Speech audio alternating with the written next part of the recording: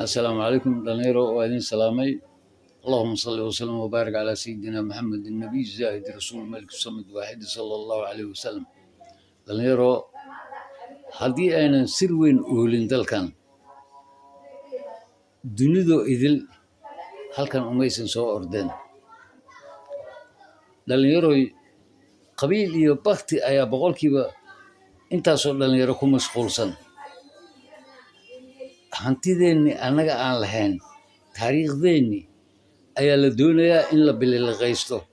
Taariikhdeenni cid kala sheeganaysa, hantideenna xoog baa la doonayaa in laynagaga qaato. Maxaa la qaadanayaa? Maalin kastaa la gurtaa, dahab baa la gurtaa, macdan fara badanaa la gurtaa, uranium ku jirtaa la gurtaa, wax ka sii weyn baa yaala, lithium baa yaala dalkan. Adeer baraaruga maanka ha shaqeeyo. Ha eegin hebel, heblaayo, hebel, anoo reer hebel ah. War waxaas ma shaqaynayaan. Adduunka kama shaqeeyaan iminka. Adduunka waxaa lagu xisaabtamaa wax qabad. Dalkan waa dalkii dunida ugu faca weynaa. Dalkeennu waa dalka dunida ugu taajirsan. Ilaah baa taajir ah. Waa dalka dunida ugu qanisan. Ilaah baa qani ah. Cid inaga qanisan dunida guudkeeda ma saarna maanta. Waan annaga ka ahayn. Waxeenina ma aragno, mana doonayno. Cajiib. Waa la yaab. Hantidan aan u soo jeesano oo aan iska eegno cadowga inagu dhex jira aan iska eegno. Oromadan aan iska saarno. Ajaanibka naga dhex buuxa aan iska saarno. Hantideenni ayay doonayaan inay nala qaybsadaan. Joog. Wallahi 15 sano soo socota.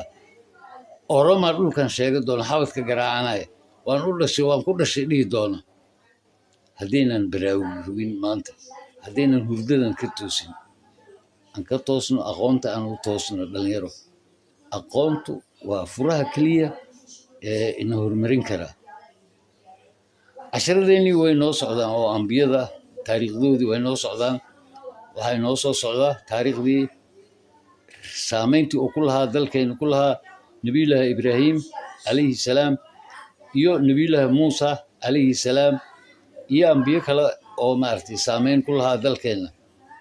Dadka qaar baan u ogoleen dhalinyarada haddii la yiraahdo ambiyada qaar baa saameyn ku lahaa dalkeena. Macquul ma aha bay ku leeyihiin. War heeriyadan gumaysiga iska rog. Heeriyada gumaysiga baa halkan ka saaran oo wax walba wanaagsan shisheeyihii baa la doonaysaa. Aan toosno baraaruga dhalinyaro. Wassalaamu calaykum waraxmatullaahi wabarakaatuh. Waxaan aad ugu xumahay dabkii weynaa ee ka kacay Djibouti xaafadda kartoon ama setpiece.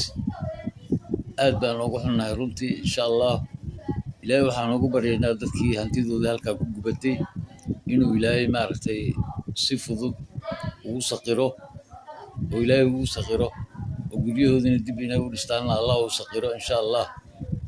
Alxamdulillah.